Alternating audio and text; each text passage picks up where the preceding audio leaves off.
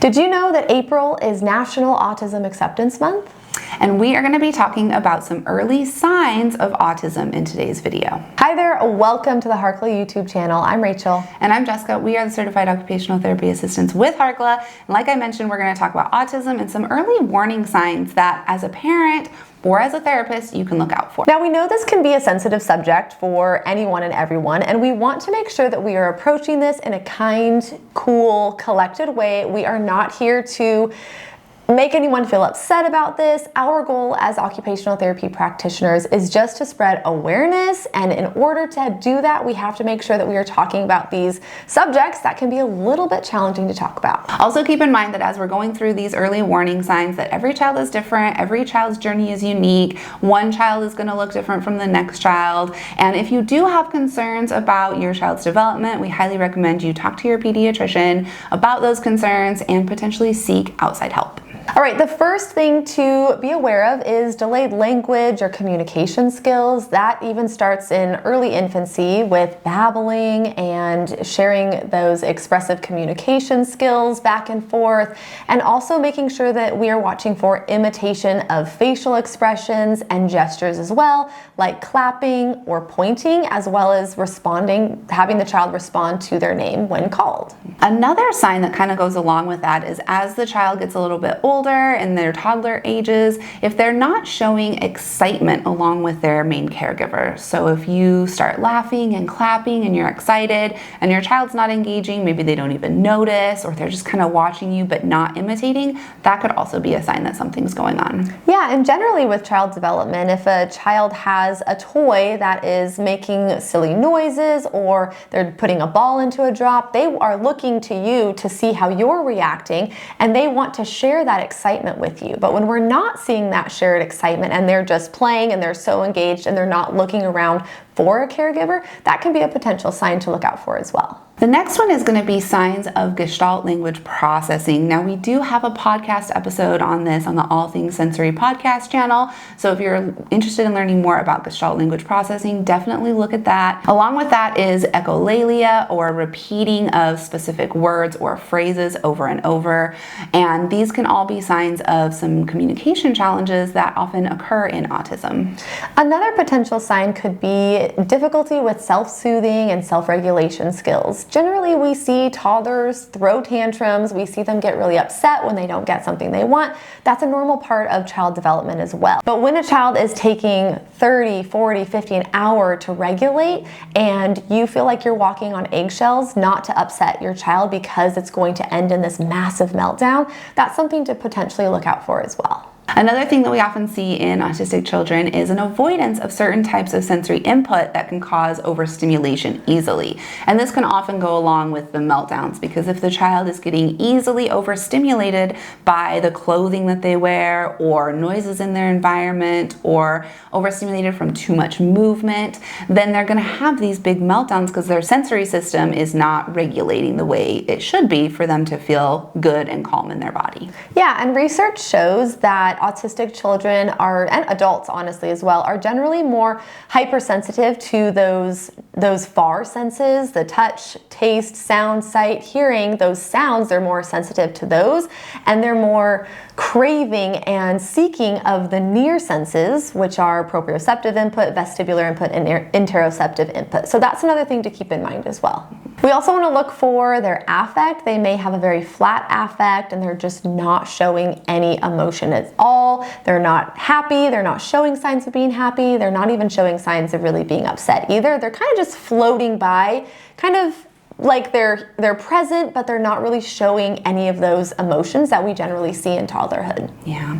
Another sign could be restrictive or repetitive play. So when a child is playing with their toys, sometimes we'll see children lining toys up. And that in and of itself is not necessarily a sign, but if that is the only way that they can play with a certain toy, we'll use cars, for example. If the only way that the child can play with cars is to line them up, and if the the toys are not lined up or if they are being played with in a different way, the child cannot tolerate that. They have a meltdown. They have to put them back into their place. That's what we would call restrictive repetitive play, where they can't kind of have that flexible thinking to play in different ways.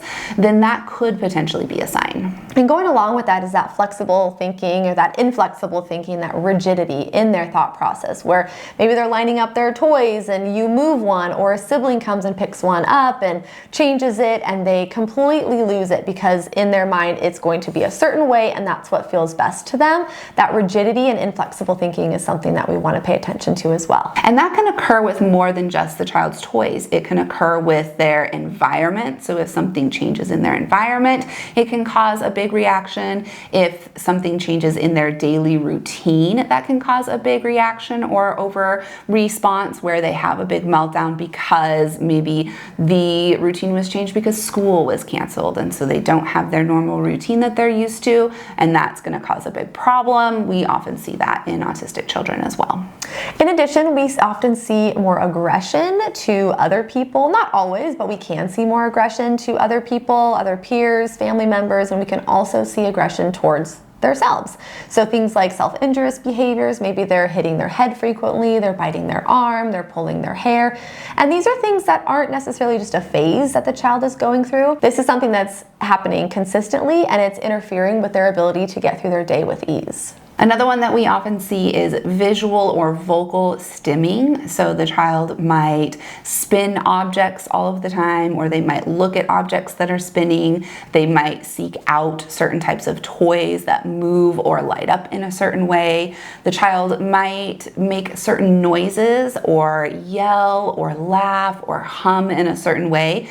And these are often ways for their body to regulate itself. But what we'll see is that they often interfere with the child's ability to get through their day, interferes with their ability to engage with others or engage with their environment in a way that provides them a sense of stability. We may even see something called hyperlexia, which is that kind of obsession with letters and numbers, and they're very gifted in being able to recite the alphabet and say their numbers and recognize numbers and letters and colors from a really early age. Now, we talked about communication a little bit earlier as one of the earlier signs, but when your child is struggling with communication, and instead of being able to point or verbally communicate with you what they need or what they want, they're just going to show you. They're going to take your hand and lead you there and try to have you basically showing you what they want. And this happens in older autistic children who are having communication challenges. And another thing that we want to be aware of and pay attention to is seeking out that sensory input, like I mentioned earlier, with those near senses. So things like spinning excessively or crashing excessively or doing these things repetitively, like flapping their hands in order, again, to regulate their body, but also they're seeking so much sensory input that they're using that in order to regulate their body. Now, this is not an exhaustive list. It's not everything that is like in the DSM-5 during diagnoses, but if some of these sound familiar, or if you have already been thinking that maybe your child might be autistic, we highly recommend that you talk to your pediatrician. You can look into getting some evaluations completed. If your child is really struggling to get through their day because of some of these challenges, then we highly recommend you get a referral for occupational therapy, speech therapy, and maybe even physical therapy. Now, you know your child best, and we want you to remember that it's your job and your role as their parent or caregiver to advocate for them. We also recommend searching for a functional medicine practitioner, maybe to rule out other conditions that could be, maybe impacting their symptoms as well, things like mold or heavy metal toxins or, candida overgrowth, really ruling out some of these underlying conditions. You could also look into working with a functional nutritionist if your child is a very picky eater and they have very few safe foods that they will eat. Then we want to work with somebody who can help identify nutritional deficiencies and help identify ways to boost those, because we do know from the research that nutrition is so important for brain and body health, and that it will affect development. We also know how important early intervention is when it comes to helping autistic children, and really children in general when they are struggling. So we want you to take this information and we want you to do what feels right with it. If you want to get an early intervention evaluation for your young child, or if you're already doing things to support your child, that is amazing. We are here to help you. We're on your team, and we hope that this information is helpful for you. If it was helpful, we would love to hear from you. You can leave us a comment, click the like button, and make sure you're subscribed to our YouTube channel. If you're looking for more information and more resources, we definitely recommend checking out our podcast, All Things Sensory by Harkla. You can find it on its own YouTube channel, as well as Spotify, Apple Podcasts, anywhere you listen to podcasts. And also make sure that you're following us on Instagram. We're at Harkla_family, as well as at All Things Sensory Podcast. And with that, happy Autism Acceptance Month. We'll see you next week for another video. Okay, bye.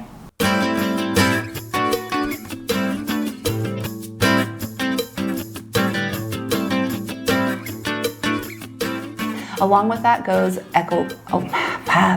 call it hyper, what do we call it? You know the answer to that one.